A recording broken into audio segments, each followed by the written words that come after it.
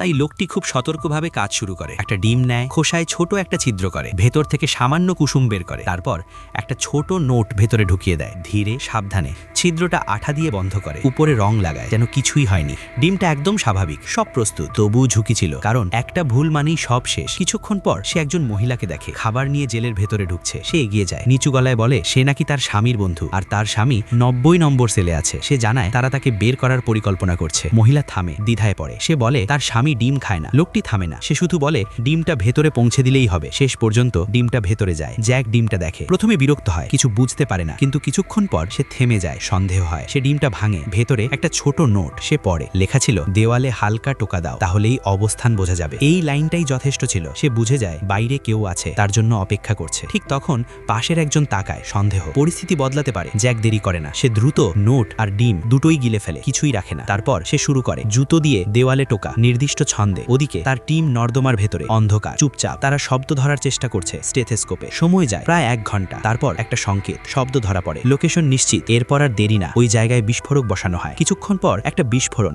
দেওয়াল ভেঙে যায়, একটা ফাঁক তৈরি হয়। আর ঠিক সেই মুহূর্তে জ্যাক নড়ে। সে আগেই প্রস্তুত ছিল, ফাঁক দিয়ে বেরিয়ে যায়। সবকিছু এত দ্রুত ঘটে যে কেউ বুঝে ওঠার আগেই সে আর সেখানে নেই।